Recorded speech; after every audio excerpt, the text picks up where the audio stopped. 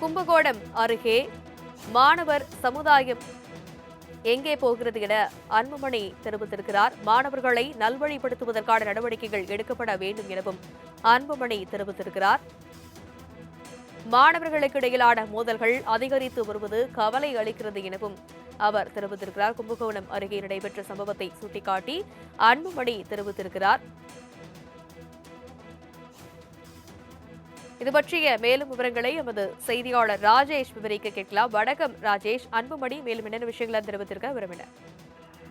தனலட்சுமி வணக்கம். கும்பகோணம் அருகே +2 மாணவர்கள் சக மாணவர்களால் அடித்து கொலை செய்யப்பட்ட சம்பவம் என்பது அதிர்ச்சியை ஏற்படுத்தி இருக்கக்கூடிய சூழ்நிலையில் இது தொடர்பாக பாமக தலைவர் மருத்துவர் அன்புமணி ராமதாஸ் அறிக்கை ஒன்றை வெளியிட்டிருக்கிறார். அதில் தஞ்சாவூர் மாவட்டம் கும்பகோணத்தை அடுத்த பட்டீஸ்வரம் அண்ணா அரசு மாதிரி பள்ளியில் 12ஆம் வகுப்பு பயின்று வந்த கவியரசன் என்ற மாணவர் அதே பள்ளியில் பயிலும் 11ஆம் வகுப்பு மாணவர்களால் 5 பேரால் சில நாட்களுக்கு முன்பு கொடூரமாக தாக்கப்பட்ட நிலையில் மருத்துவம் பயனளிக்காமல் இன்று காலை உயிரிழந்ததாக வெளியாகியுள்ள செய்தி அதிர்ச்சி அளிக்கிறது.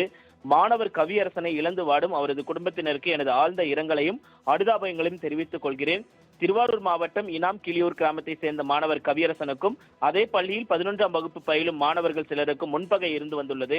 அதன் காரணமாக கடந்த புதன்கிழமை மதியம் உணவு இடைவேளையின் போது இரு தரப்புக்கும் இடையே மீண்டும் மோதல் ஏற்பட்டது. அம்மோதலின் தொடர்ச்சியாக புதன்கிழமை மாலை மாணவர் கவியரசன் வீடு திரும்பும் போது அவரை வழிமறித்த 11ஆம் வகுப்பு மாணவர்கள் 15 பேர் மரக்கட்டைகளால் மாணவர்கள் தாக்கியுள்ளனர். அதில் படுகாயமடைந்த கவியரசன் முதலில் கும்பகோணம் அரசு மருத்துவமனையிலும் பின்னர் தஞ்சாவூர் மருத்துவமனையிலும் அனுமதிக்கப்பட்டு சிகிச்சை பலனின்றி இன்று காலை உயிரிழந்ததாக அவர் குறிப்பிட்டிருக்கிறார். மேலும் அனைத்து பள்ளிகளிலும் குறிப்பாக அரசு பள்ளிகளில் மாணவர்களின் கவனச்சிதறல்களை தடுக்க பாடங்களுடன் பிற கலைகளும் கற்பிக்கப்பட வேண்டும்.